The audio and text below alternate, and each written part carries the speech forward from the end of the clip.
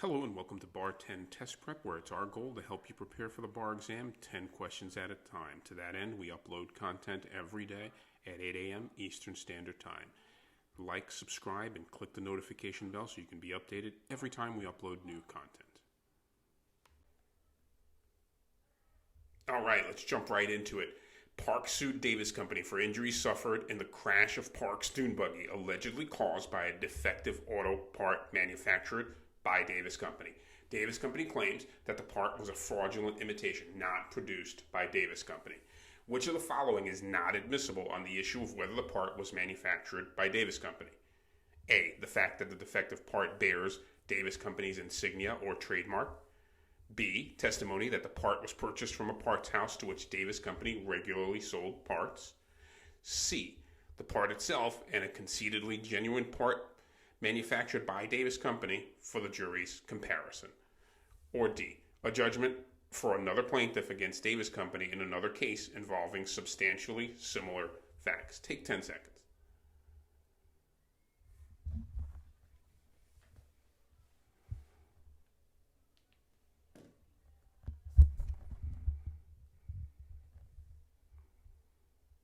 If you chose option D, you'd be correct. A judgment for another plaintiff against Davis Company in another case involving substantially similar facts. The rule is that while irrelevant evidence is inadmissible, relevant evidence might be admissible. There could be other objections that make it inadmissible, however, of course. Evidence is legally relevant if its probative value outweighs any unfair prejudice. All evidence is prejudicial to one party. However, this rule only excludes items if the prejudice substantially outweighs the probative value. In this case, Park has sued Davis Company for injuries suffered in the crash of Park's dune buggy, allegedly caused by a defective auto part manufactured by Davis Company. Davis Company claims that the part was a fraudulent imitation, not produced by Davis Company. Answer choice D here, while relevant to the issue of whether the part was manufactured by Davis Company, would not be admissible because the unfair prejudice substantially outweighs the probative value. If this evidence is introduced, the jury is likely to conclude that the part was not a fraudulent imitation. In fact, it is quite likely that the jury would not consider other evidence presented and base its verdict on this previous judgment. As such, D would not be admissible because the danger of unfair prejudice clearly outweighs the probative value. Now, if we're doing a comparison here, if you look at A, B, and C, these would all generally be methods or ways in which an item of evidence would be in fact admissible, and you can see the introduction. The biggest issue with D from our perspective is the fact that it's an entirely separate proceeding involving separate items, involving separate people, and as a result, the likelihood is that the biggest fear here is that given the unrelated facts, a jury might simply assume those facts and introduce and make a decision on the current case without actually, in fact, reviewing any of the current facts. Question number 2. Despondent over losing his job, Wilmot drank all night at a bar. While driving home, he noticed a car following him and, in his intoxicated state, concluded he was being followed by robbers. In fact, the police car was following him on suspicion of drunk driving. In his effort to get away, Wilmot sped through a stop sign and struck and killed a pedestrian. He was arrested by the police. Wilmot is prosecuted for manslaughter. He should be A. Acquitted because he honestly believed he faced an imminent threat of death or severe bodily injury. B. Acquitted because his intoxication prevented him from appreciating the risk he created. C. Convicted because he acted recklessly and in fact was in no danger. Or D. Convicted because he acted recklessly and his apprehension of danger was not reasonable. Take 10 seconds and choose the best option now.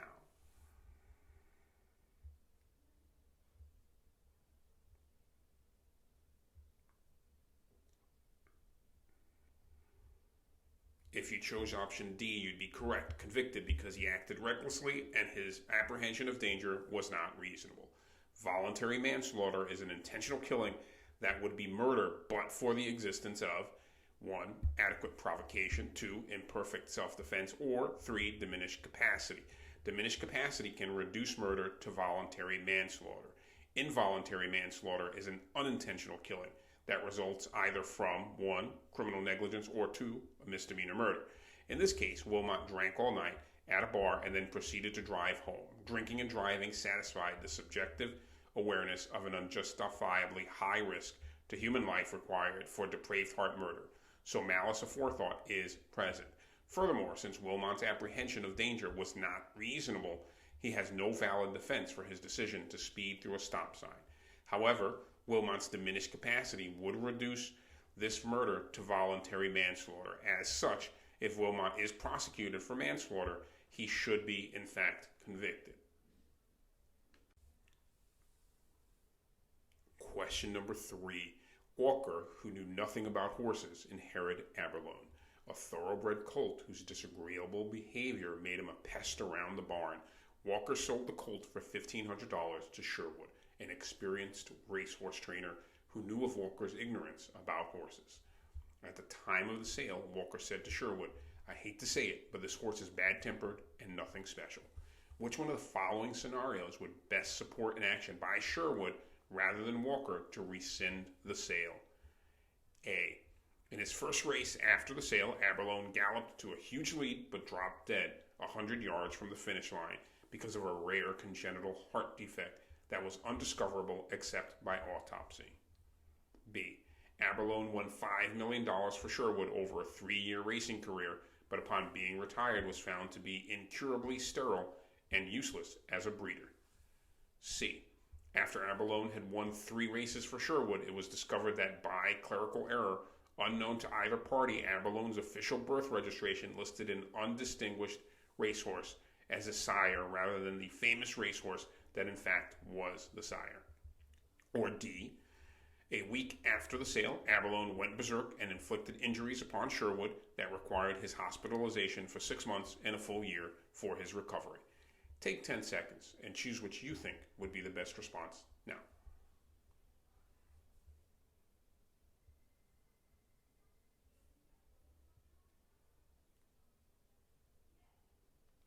If you chose option A, you'd be correct. In his first race after the sale, Aberlone galloped to a huge lead but dropped dead 100 yards from the finish line because of a rare congenital heart defect that was undiscoverable except by autopsy.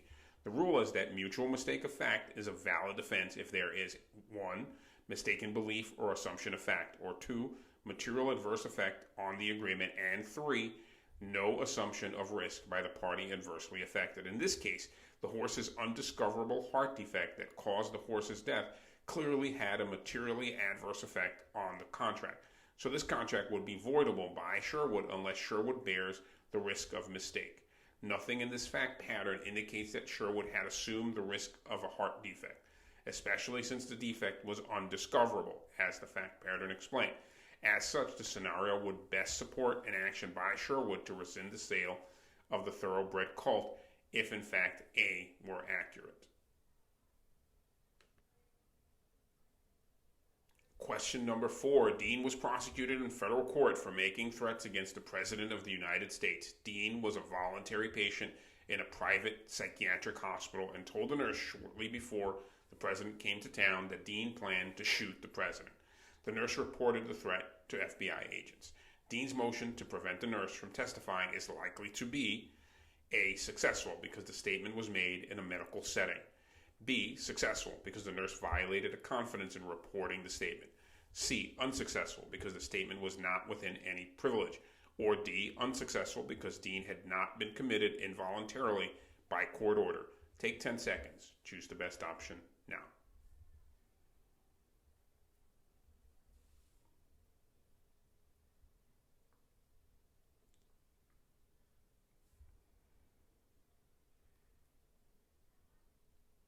If you chose option C, you'd be correct. Unsuccessful because the statement was not within any privilege.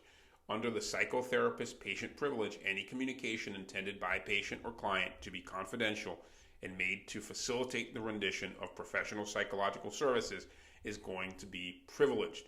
For the privilege to apply, however, the communication must have been made by the patient or client in an effort to obtain professional psychological services. In this case, Dean's statement that he planned to shoot the President was not privileged because it was not made in an effort to obtain professional psychological services. Therefore, Dean's motion is likely to be unsuccessful because the statement was not within any exception and within any privilege. Question number 5. Drew, the owner of a truck leasing company, asked Pat, one of Drew's employees, to deliver $1,000 to the dealership's main office. The following week, as a result of a dispute over whether the money had been delivered, Drew instructed Pat to come to the office to submit to a lie detector test. When Pat reported to Drew's office for the test, it was not administered. Instead, without hearing Pat's story, Drew shouted at him, "You're a thief," and fired him. Drew's shout was overheard by several other employees who were in another office, which was separated from Drew's office by a thin partition. The next day, Pat accepted another job at a higher salary. Several weeks later, upon discovering that the money had not been stolen, Drew offered to rehire Pat. In a suit for slander by Pat against Drew, Pat will A. prevail because Pat was fraudulently induced to go to the office for a lie detector test which was not in fact given. B. prevail if Drew should have foreseen that the statement would be overheard by other employees. C. not prevail if Drew made the charges in good faith, believing it to be true. Or D. not prevail because the statement was made to Pat alone and intended for his ears only. Take 10 seconds and choose the best answer now.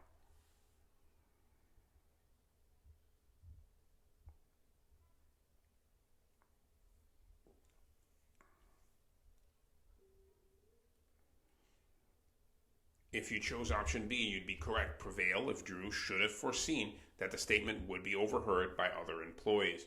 A defamatory statement is an allegation of fact that harms the reputation of the plaintiff by reflecting negatively on a character trait.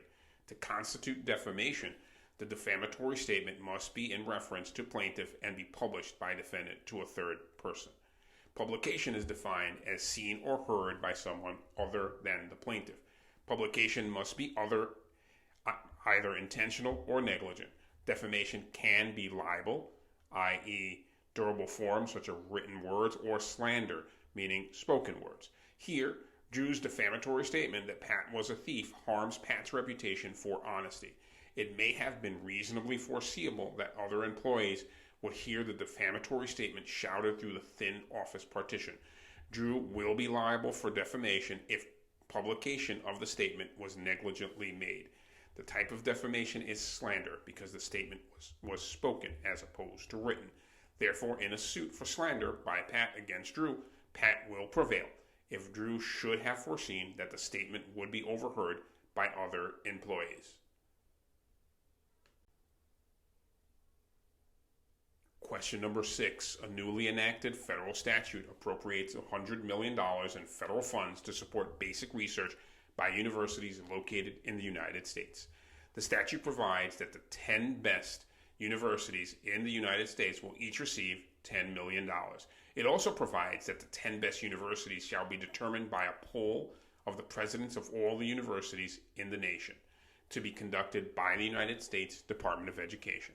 In responding to that poll, each university president is required to apply the well-recognized and generally accepted standards of academic quality that are specific and specified in the statute.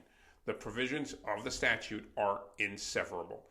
Which of the following statements about the statute is, in fact, correct? A. The statute is unconstitutional because the reliance by Congress on a poll of individuals who are not federal officials to determine the recipients of its appropriated funds is an unconstitutional delegation of legislative powers. B. The statute is unconstitutional because the limitation on recipients to the 10 best universities is arbitrary and capricious and denies other high-end universities the equal protection of the law. C.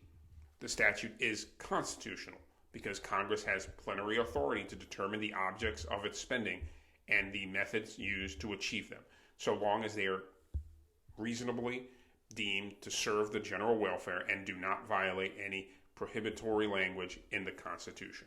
Or D. The validity of the statute is non-justiciable because use by Congress of its spending power necessarily involves political considerations that must be resolved finally by those branches of the government that are closest to the political process. Take 10 seconds and choose your best answer.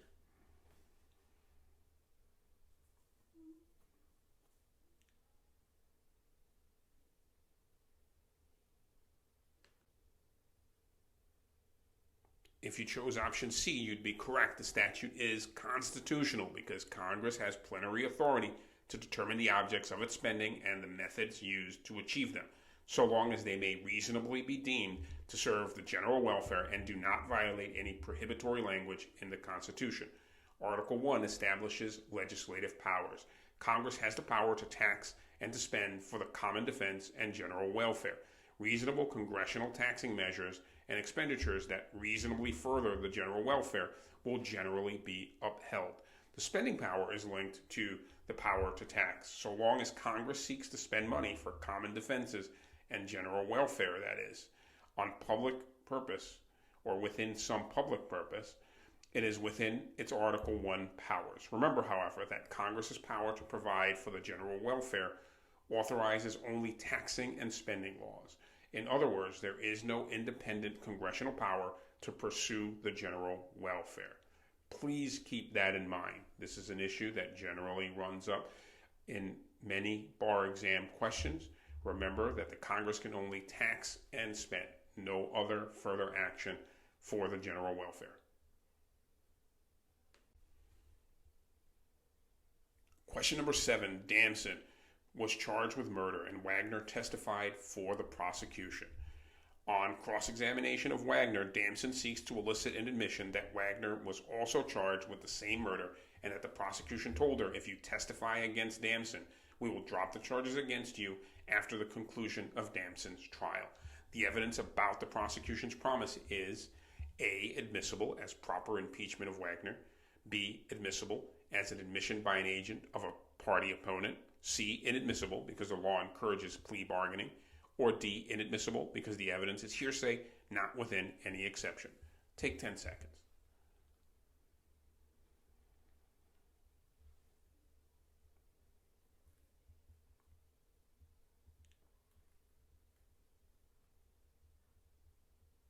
If you chose option A, you'd be correct. Admissible as proper impeachment of Wagner.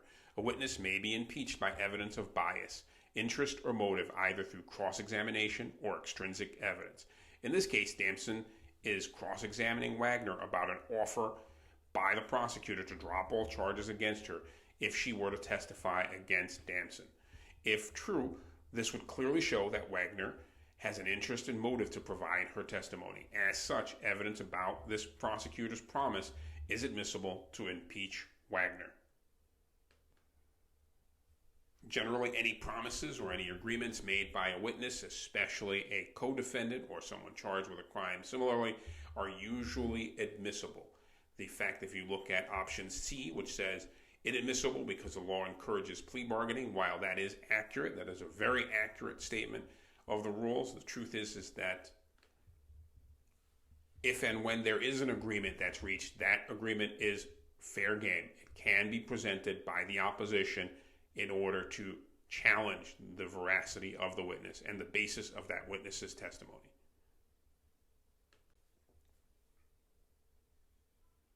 Prescott sued Doxey for fraud. After verdict for Prescott, Doxey talked with juror Wall about the trial.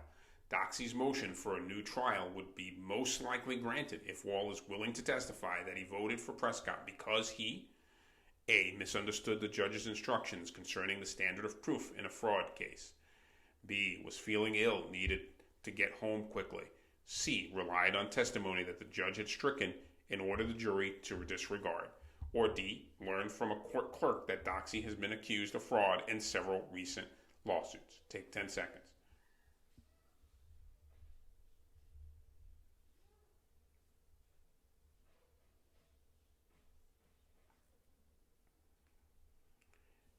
If you chose option D, you'd be correct. Learned from a court clerk that Doxey has been accused of fraud in several recent lawsuits.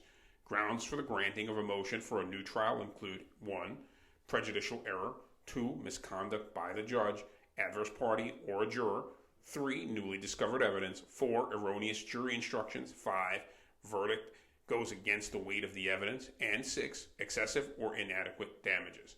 In this case, answer D is the most likely grounds for granting Doxy's motion for a new trial because Juror Wall, learning from a court clerk that Doxy has been accused of fraud in several recent lawsuits, would definitely qualify as misconduct by that juror.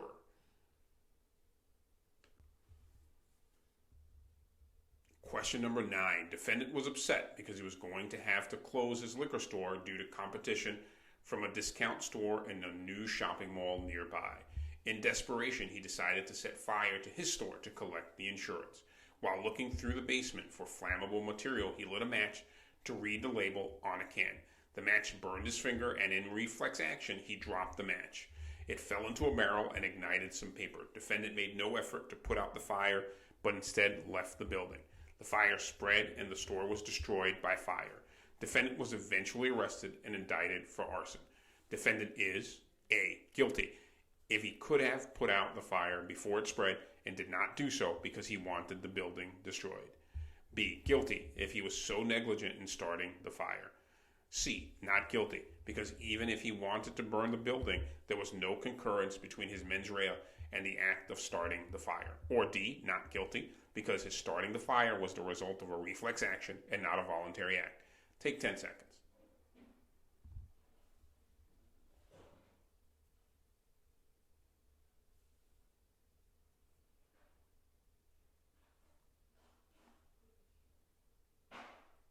If you chose option A, you'd be correct, guilty, if he could have put the fire out before it spread and did not do so because he wanted the building destroyed. The 4 elements of a crime consist of guilty act, guilty mind, concurrence, and causation.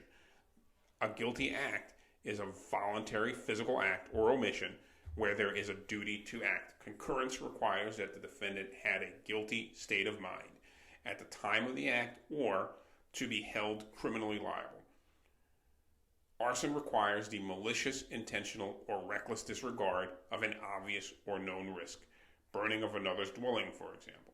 Note, under common law, a dwelling is where a person regularly sleeps, but under modern law, a dwelling is any structure of another. In this case, defendant was looking for flammable material when he lit a match to read the label on a can.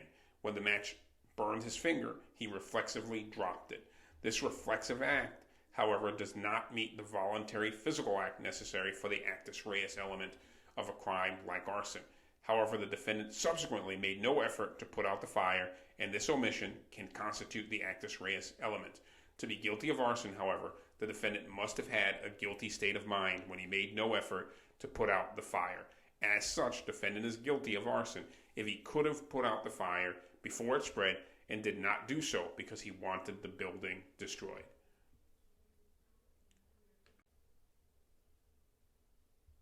And our final question for this grouping, question number 10. Debin was charged with using a forged prescription from Dr. Cole to obtain Percodan from Smith's drugstore on May 1st. At trial, Smith identified Debin as the customer, but Debin testified they had not been in the store. In rebuttal, the prosecutor calls Wallman and Whitler to testify that on May 1st, a man they identified as Debin had presented prescriptions for Percodan from a Dr. Cole at respectively Wallman's Drugs and Whitler Drugstore. Wallman and Whitler's testimony is A. Admissible to prove a pertinent trait of Debin's character and Debin's action in conformity therewith. B. Admissible to identify the man who presented the prescription at Smith's drugstore. C. Inadmissible because it proves specific acts rather than reputation of character. Or D. Inadmissible because other crimes may not be used to show propensity. Take 10 seconds.